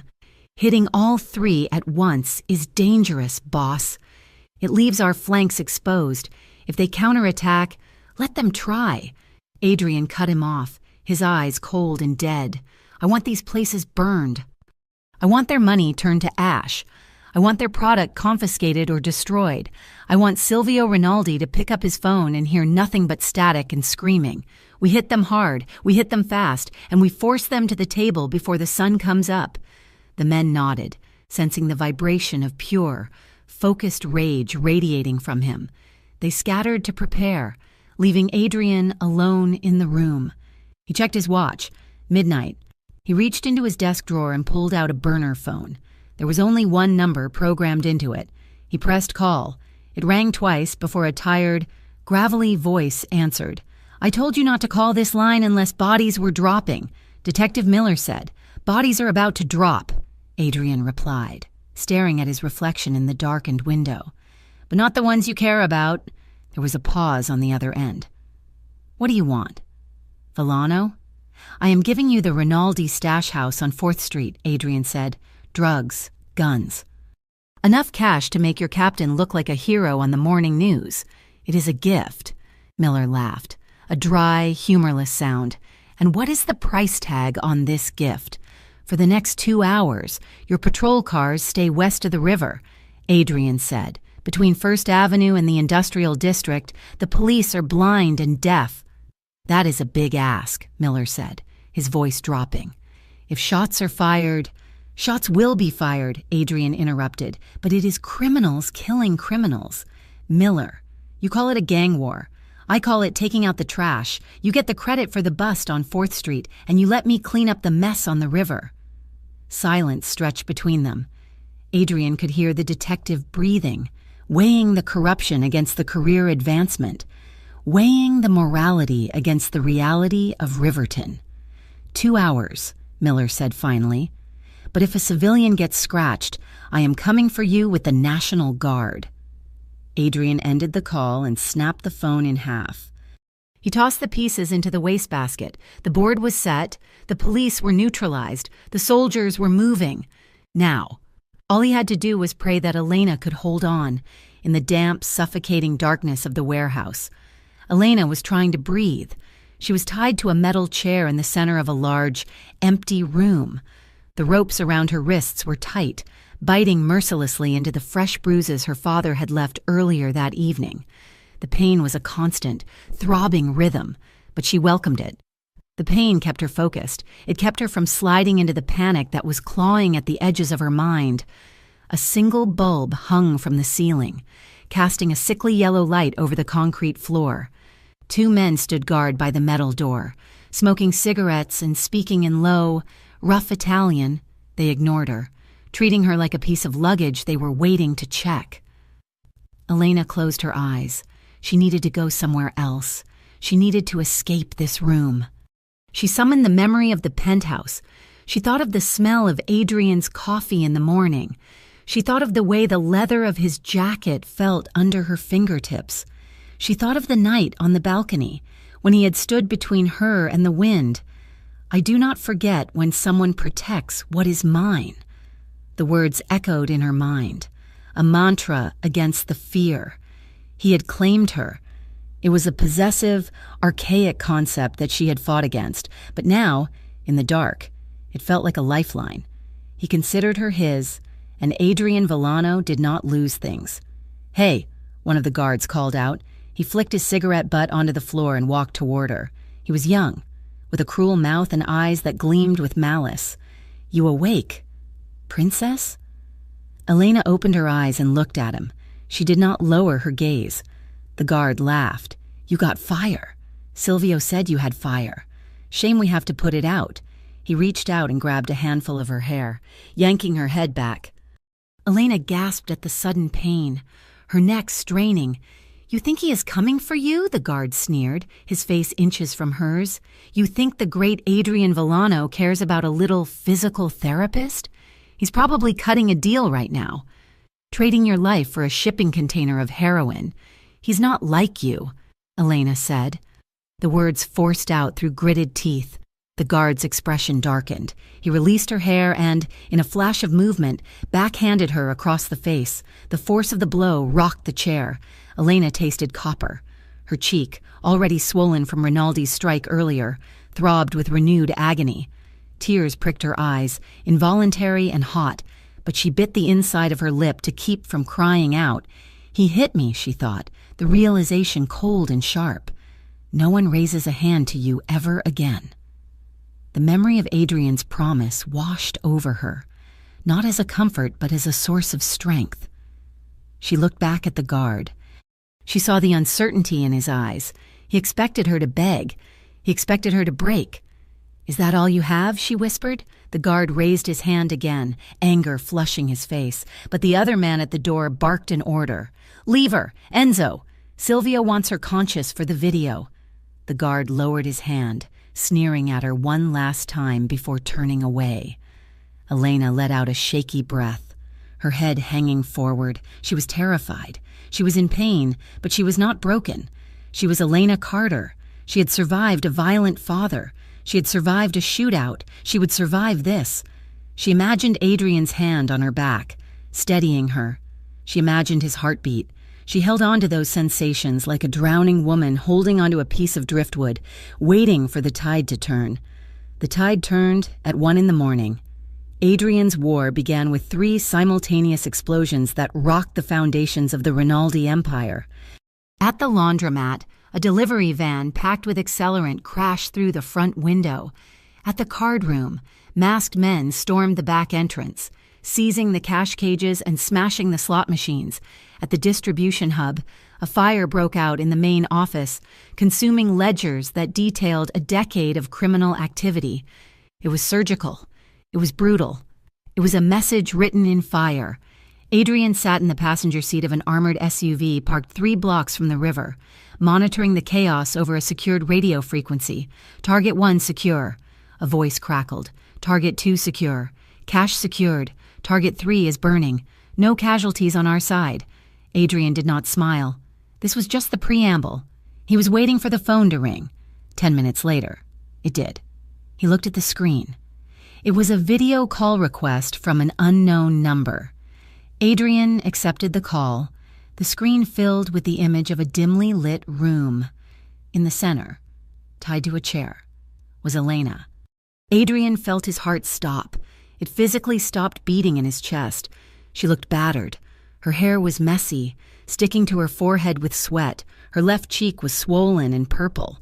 There was a cut on her lip, but it was her hands that made bile rise in his throat. They were tied behind her, but he could see the way her shoulders were wrenched back, the angle suggesting a cruel tightness that must have been agonizing on her healing injuries.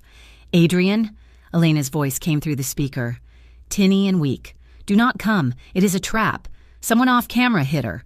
Elena cried out, her head snapping to the side. Adrian's hand crushed the door handle of the SUV. "I am going to kill you," he said to the screen, his voice a low, demonic growl. "I am going to peel the skin from your bones." Silvio Rinaldi's face stepped into the frame.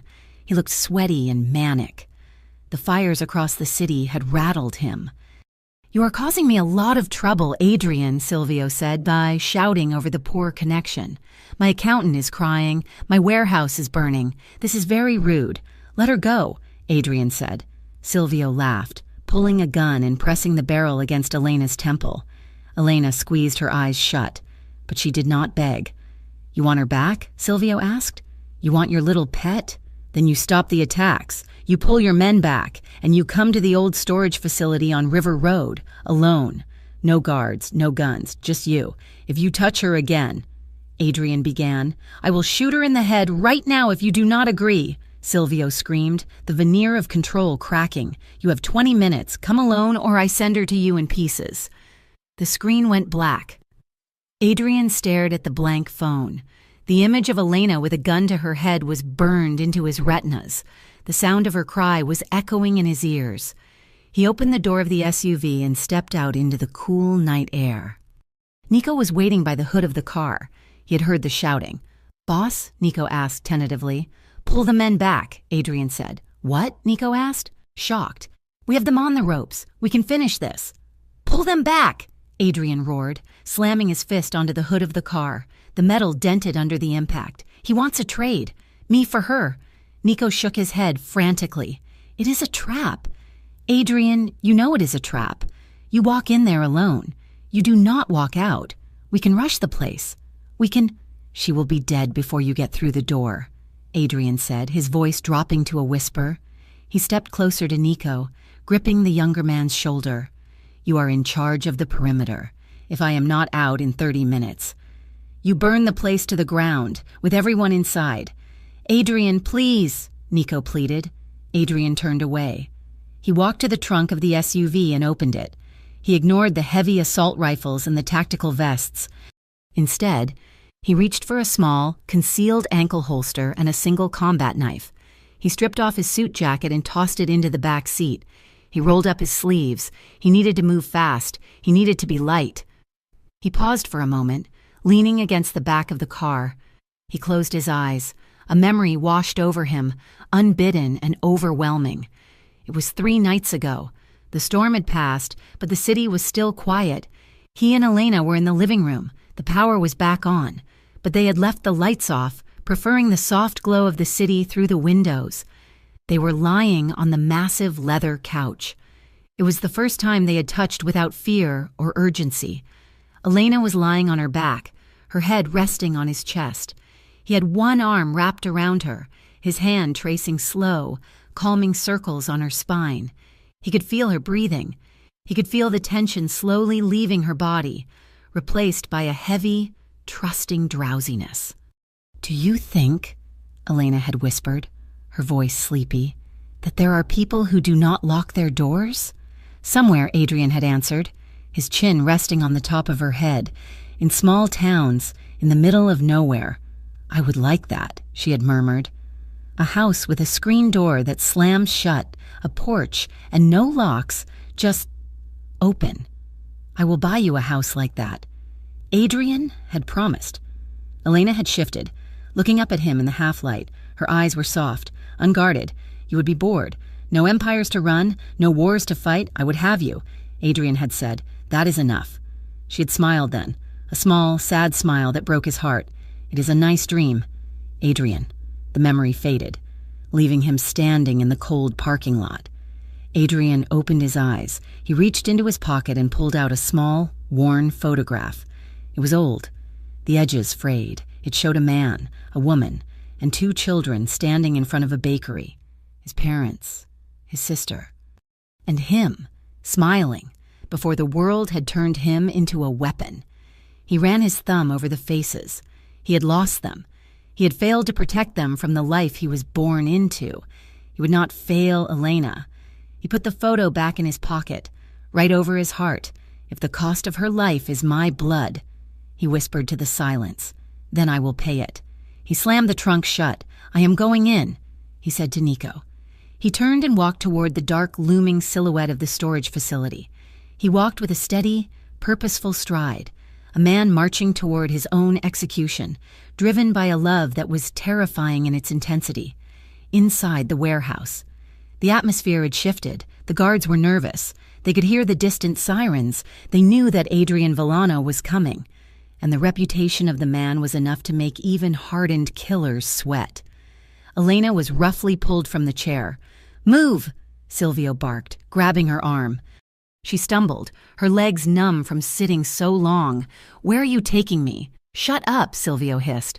He dragged her through a maze of corridors, deeper into the complex. They entered a smaller room, a loading bay that smelled of grease and old water. He shoved her into a corner, behind a stack of crates. 2 guards stood over her, guns drawn. "Stay down," Silvio ordered. "If you make a sound, I will kill you myself." He turned and walked back toward the main open area of the loading bay. Elena huddled in the corner. Her heart was pounding so hard she thought it might burst. She heard a heavy metal door slide open in the distance. She heard the echo of footsteps. Adrian, he was here. Terror and relief warred in her chest. She was terrified that he had walked into a slaughter. She was relieved that she wasn't alone. "Please," she whispered into the darkness, "please be the monster they are afraid of." Adrian stepped into the loading bay. It was a vast, cavernous space, shadows stretching long and deep in the corners. The only light came from a few industrial floodlights mounted high on the walls. The space was empty, save for a single wooden chair placed in the absolute center of the room. Facing the chair was a tripod with a camera mounted on it, and next to the camera was a large speaker on a stand. It was a stage. Adrian stopped 10 feet inside the door. He scanned the room, his eyes adjusting to the dim light. He saw the movement in the shadows of the rafters. Snipers. He saw the subtle distortion of the air behind the crates. Hidden gunmen. He was walking into a firing squad. He didn't care. "Where is she?" Adrian called out. His voice echoed off the metal walls, calm and commanding. Static crackled from the speaker. Then, Silvio's voice filled the room, amplified and distorted. "Welcome, Adrian," the voice boomed. "You are right on time." Adrian stood still, his hands loose at his sides, seemingly relaxed. But every muscle in his body was coiled tight, ready to snap. "I am here," Adrian said. "Alone. Now bring her out." Silvio laughed over the speaker. "So impatient. We've not even discussed the terms of your surrender yet. Take a seat. Adrian, sit in the chair." Adrian looked at the wooden chair. It was positioned perfectly in the crosshairs of every hidden gunman in the room. If he sat down, he was dead. He looked at the camera. He looked straight into the lens, his gaze piercing through the technology to the man watching on a screen somewhere in the building. "I am not sitting," Adrian said, "and I am done negotiating. You have 1 minute to show me she is alive, or I start killing your men. I do not care how many of them you have hidden in the dark. I will find them." There was a silence from the speaker. Then, a low, angry buzzing sound. "You are in no position to make threats," Silvio screamed, his voice cracking with feedback. "You are in my house. You live or die because I say so." Adrian took a step forward. He moved with a slow, predatory grace. "Then kill me," he challenged, "but know that my men are outside. If I die, this building burns. We all die. Silvio, is that what you want, or do you want to live to spend the money you stole?" The speaker clicked. "Bring her out," Silvio shouted to someone off microphone. A door to the right opened. Elena was shoved out into the open. She stumbled, falling to her knees on the concrete. "Elena!" Adrian shouted, his composure cracking. She looked up. Her face was bloody, her eyes wide with fear, but she was alive. Adrian took a step toward her, but a bullet sparked off the concrete inches from his foot. Ah, Silvio's voice taunted. "Stay where you are." Adrian froze. He looked at Elena. He looked at the guards stepping out of the shadows, guns trained on him. He looked at the camera. "Whether she walks out of here, or whether she dies on this floor," Silvio said, his voice dripping with malice, "depends entirely on what you are willing to sacrifice in the next 60 seconds. Drop your weapons, Adrian, on your knees, or she dies." Adrian looked at Elena. She shook her head slightly, tears streaming down her bruised face. "No," she mouthed. Adrian looked back at the camera. He slowly reached down and pulled the knife from his ankle holster. He tossed it onto the ground. It clattered loudly in the silence. He slowly knelt on the concrete floor. He put his hands behind his head. He was surrendering. He was giving himself up. But as he knelt, his eyes locked with Elena's. And in that gaze, he sent her a silent message, a message that said, "Wait, be ready." Silvio laughed, a triumphant, ugly sound that echoed through the loading bay. Finally, he crowed, the king of Riverton on his knees. The sound of a door opening signaled Silvio's entrance. He was coming out to gloat. He was coming to claim his victory. And Adrian, muscles bunched and adrenaline flooding his veins, waited for the exact moment the devil walked into the light. Silvio Rinaldi stepped out of the shadows, a wide, triumphant grin stretching across his face. He held a pistol loosely in one hand, walking toward Adrian with the swagger of a man who believed he had already won. The loading bay was silent, save for the hum of the electric lights and the ragged breathing of the men holding guns on the perimeter. Adrian remained on his knees, his hands clasped behind his head, to the untrained eye. He looked defeated, a king stripped of his crown, kneeling in the dirt. But Elena, watching through a haze of pain and tears, saw what Silvio did not. She saw the tension in Adrian's shoulders, not of fear, but of a coiled spring waiting to release. She saw his eyes, dark and focused, tracking the distance between himself and the nearest guard. "You look good down there." "Adrian," Silvio sneered, "stopping 10 feet away. It suits you." Adrian did not speak. He was counting. 1, 2, 3. Silvio raised his gun, aiming it at Adrian's chest. "Say goodbye." "Adrian, 4. The world exploded. It did not come from the front door. It came from the walls. Shaped charges, planted by Nico's team during the chaos of the citywide fires, detonated simultaneously along the east wall of the warehouse. The metal buckled and shrieked, tearing open like wet paper. A cloud of concrete dust and debris blasted into the room, blinding the Rinaldi guards. In the same second, the skylights shattered inward as men in tactical gear rappelled down on ropes, their weapons spitting controlled bursts of fire. Adrian moved. He did not scramble for cover. He launched himself forward, a blur of motion in the chaos. He rolled, snatching his combat knife from the floor where he had dropped it, and came up in a crouch. "Get the girl!" Silvio screamed, his voice cracking with panic as he scrambled backward, firing wildly into the smoke. 2 guards grabbed Elena by her arms, hauling her off her feet. She kicked and screamed, but they were strong, dragging her toward a heavy steel door on the far side of the bay. "Adrian!" Elena screamed, the sound tearing through the cacophony of gunfire. Adrian heard her. The sound of her voice cut through the white noise of battle like a beacon. He turned, ignoring the bullets sparking off the concrete around him. He saw her being dragged into the dark corridor. He roared, a sound of pure, primal fury, and charged. A Rinaldi soldier stepped into his path, raising a shotgun. Adrian didn't slow down. He sidestepped the blast, the heat of it singeing his shirt, and drove his shoulder into the man's chest, sending him flying into a stack of crates. Adrian didn't stop to finish him. He sprinted for the door, diving through it just as it began to slide shut. The corridor beyond was a maze of pipes and shadows. The air tasted of rust and blood. Adrian ran, his footsteps heavy and fast. He could hear the scuffle of boots ahead, the sound of Elena struggling. He turned a corner and a bullet slammed into his side. It felt like a hammer blow. Ideally, the Kevlar vest under his shirt caught the slug, but the impact knocked the wind out of him and sent a shockwave of pain through his ribs. He stumbled, catching himself against the wall. He looked down. The fabric was torn, and blood was seeping through, but he was still moving. He pushed off the wall, gritting his teeth. The pain was irrelevant. Pain was just information. And right now, the information was that he was running out of time. He reached a stairwell and took the steps 3 at a time. Above him, he heard a door slam open. He burst onto the roof-level landing, his chest heaving. The hallway ended in a single exit door leading to the exterior catwalks. He kicked the door open. The scene that greeted him froze the blood in his veins.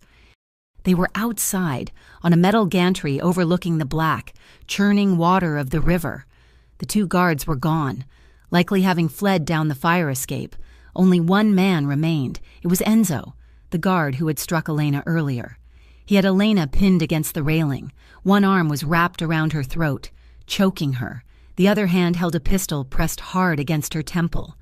Elena's face was pale, her eyes wide and terrified. Her hands were still bound behind her back, leaving her defenseless. "Stop!" Adrian shouted, leveling his empty hands. Enzo spun around, using Elena as a human shield. "Back off. I will do it. I swear I will do it." Adrian stopped. He stood 10 feet away, the wind from the river whipping his hair across his face. He saw the tremor in Enzo's hand. He saw the desperation. A desperate man was the most dangerous thing in the world. "Let her go," Adrian said. His voice was calm, almost hypnotic, hiding the violent storm raging inside him. "The Rinaldis are done. Silvio is running. Look around you. The building is ours. There is no one coming to pay you." Enzo's eyes darted around frantically. "If I let her go, you will kill me." Adrian took a slow step forward. "If you hurt her, I will make your death last a week. But if you let her go, you walk away." Enzo hesitated. The gun wavered slightly against Elena's skin. Elena looked at Adrian. She saw the blood staining his shirt side. She saw the raw, terrifying focus in his eyes. He was bargaining for her life with nothing but his will. "I am walking out of here," Enzo spat, tightening his grip on Elena's throat, "and she is coming with me, until I am clear. Back up." He began to drag Elena toward the ladder at the end of the gantry. Adrian knew he couldn't let them reach the ladder. If they got down to the docks, he lost the angle. He lost the control. He looked at Elena. He locked eyes with her, pouring every ounce of reassurance he had into that single look. Then he looked past Enzo to the shadows of the roof access. He gave a microscopic nod. Nico was there. A blinding spotlight from the police helicopter, which Adrian had arranged through Miller, suddenly snapped on, bathing the gantry in brilliant, blinding white light. Enzo flinched, instinctively throwing a hand up to shield his eyes. In that split second of distraction, Elena dropped. She didn't just fall, she threw her dead weight toward the ground, twisting her body with the last of her strength. Enzo's grip on her neck slipped. The gun fired, the bullet singing harmlessly into the night sky. Adrian moved. He covered the 10 feet in a heartbeat. He didn't use a weapon. He didn't need one. He collided with Enzo, the force of the impact driving the man back against the railing. Adrian grabbed the hand holding the gun and twisted. There was a sickening crack, a scream, and the weapon clattered onto the metal grating. Adrian struck him once, a precise, brutal blow to the jaw that rendered Enzo unconscious instantly. The man slumped to the ground. Adrian spun around, his chest heaving, searching for Elena. She was curled on the metal grating, gasping for air. Adrian fell to his knees beside her. He pulled a knife from his belt and sliced the ropes binding her wrists. As soon as her hands were free, he pulled her into him. "Elena," he choked out, burying his face in her neck. I have you. Elena clung to him, sobbing. She felt the wetness of his blood on her hands, the heat of his body, the terrifying solidity of him. He was a wall, he was a fortress, and he was shaking. Down below, the shooting had stopped. The flashing lights of police cruisers were flooding the parking lot. Nico's voice crackled in Adrian's earpiece. "Boss, we have Rinaldi. He's cornered in the main office." Adrian pulled back, cupping Elena's face. "Are you hurt? Did he shoot you?" "I am okay," Elena wept. "I am okay." "You are bleeding." "It is a scratch," Adrian said, wiping a tear from her cheek with his thumb. "Stay here. Nico is coming for you. I have to finish this." He stood up, his face hardening again. He looked at the unconscious man on the ground, then turned back to the door. "Adrian," Elena called out. He stopped, looking back at her. "Do not become him," she whispered. Adrian looked at her for a long moment. Then he nodded once and disappeared back into the building. He found Silvio Rinaldi in the dispatch office. The man was trying to shove cash into a duffel bag, sobbing with panic. When Adrian kicked the door open, Silvio shrieked and scrambled under the desk. Adrian walked over and kicked the desk over.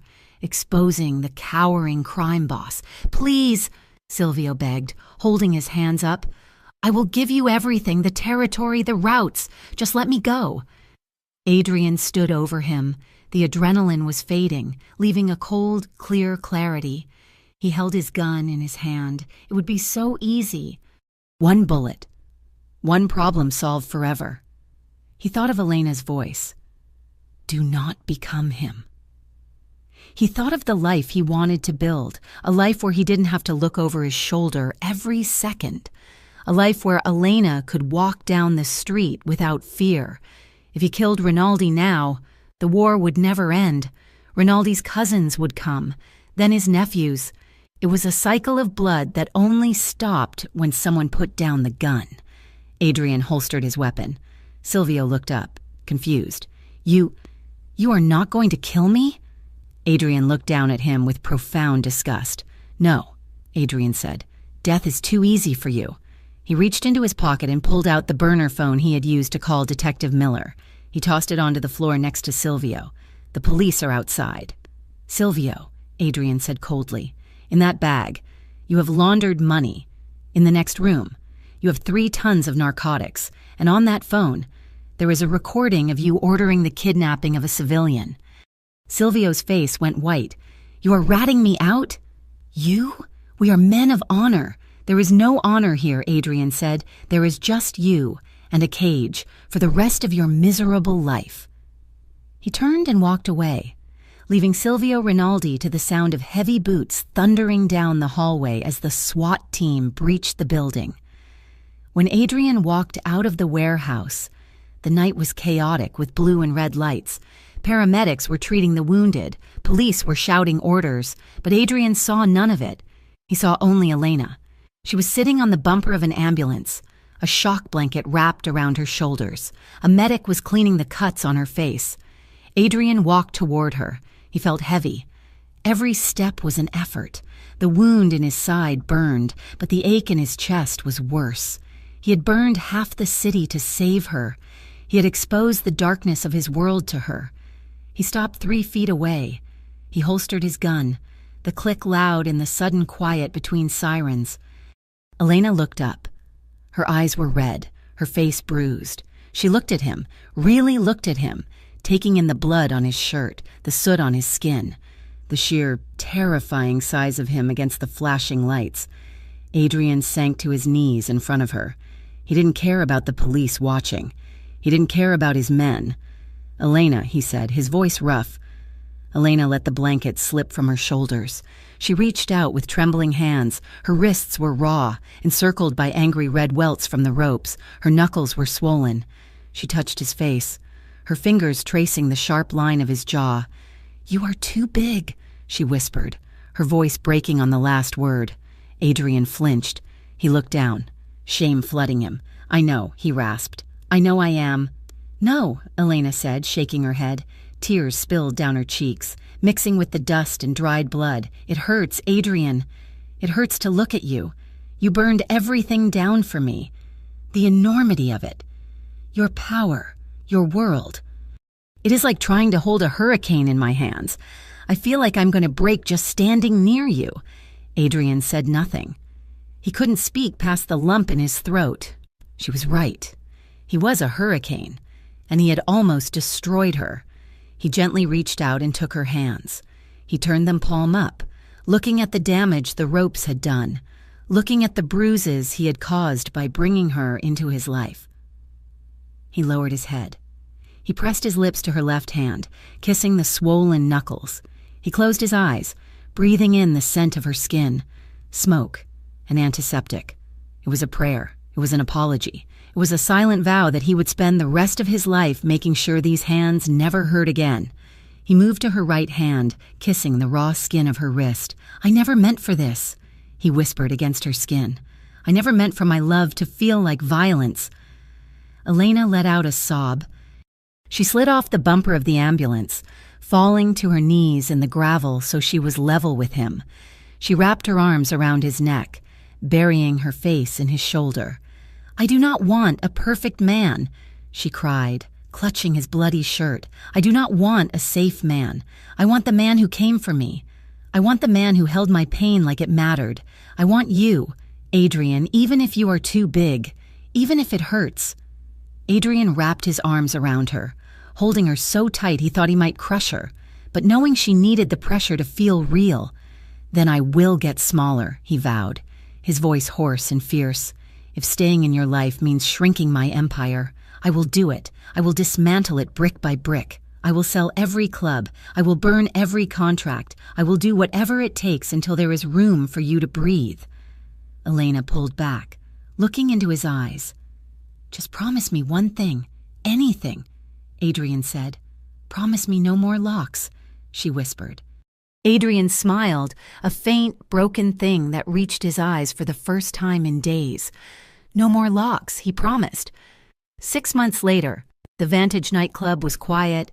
The thumping bass that used to shake the windows was gone, replaced by the soft, soulful sound of a jazz quartet playing in the corner. The crowd was different, too. The gangsters and the heavy hitters were gone, replaced by couples, tourists, and locals enjoying a drink. Adrian stood on the balcony overlooking the dance floor. He wore a suit, but it was a lighter gray, less severe. He held a glass of mineral water. He had kept his word. It had been messy, and it had been dangerous, but he had divested. The docks were sold to a legitimate shipping conglomerate. The gambling dens were shuttered. He had kept the real estate, the nightclubs and the construction firms, the clean money. He was still rich, still powerful, but the shadow that trailed him was shorter now. He felt a hand on his arm. He turned to see Elena. She looked radiant. She wore a deep blue dress that left her arms bare, revealing the faint white scars on her wrists. She didn't hide them anymore. She was back at the clinic. They had hired a new security guard, a retired cop who Adrian paid triple the market rate, but Elena ran the place. She walked with her head high. She didn't flinch when doors slammed. "Care to dance?" "Mr. Villano?" she asked, her eyes sparkling. "I do not dance," Adrian said automatically. "You do for me," Elena countered, taking his hand. She led him onto the floor. It was a slow song, something with a weeping cello. Adrian pulled her close, his hand resting on the small of her back. They moved together, swaying in the half-light. It wasn't a performance. It was a communion. They didn't speak for a long time. They just existed in the space they had carved out for themselves, a space free of gunshots and sirens. Elena rested her forehead against his. She looked at his hand, the large, scarred hand that wrapped completely around hers. "You know," she murmured, tracing the veins on the back of his hand with her thumb, "you are still too big. You take up the whole room. You scare the waiters." Adrian chuckled, a low rumble in his chest. "I am working on it. I am trying to be inconspicuous." "You are failing," Elena teased. "But I think I am getting used to it." She looked up at him, her expression turning serious. "Some things hurt. Adrian, healing hurts, breaking scar tissue hurts, but it is a good hurt. It means you are alive." Adrian looked down at her. He saw the woman who had shoved a construction worker out of the line of fire. He saw the woman who had stood up to a crime boss in a warehouse. He saw the love of his life. He lifted her hand to his lips, kissing the faded scars on her knuckles one last time. "I will stand between you and the world. Elena," he whispered, sealing the vow, "but I will make sure I never block your light." Elena smiled, and the expression was brighter than any spotlight. "Just shut up and dance, Adrian." And as the music swelled, filling the empty spaces of the room, the Mafia boss and the physical therapist turned in slow circles, a perfect, fragile balance of power and peace. Thank you so much for listening to this story. You're too big. It hurts. It has been a journey through darkness and light, and I hope you enjoyed the ride with Adrian and Elena. I would love to know where you are listening from today. Please drop a comment below and tell me which country or city you are tuning in from. It is always amazing to see how far these stories travel. If you enjoyed this series and want to hear more emotional, intense, and realistic romance stories, please make sure to subscribe to the Mafia Romance Stories channel. Don't forget to hit the like button and share your thoughts on the ending in the comments section. Did Adrian make the right choice? I read every comment and can't wait to hear what you think. Until next time, stay safe and keep believing in love.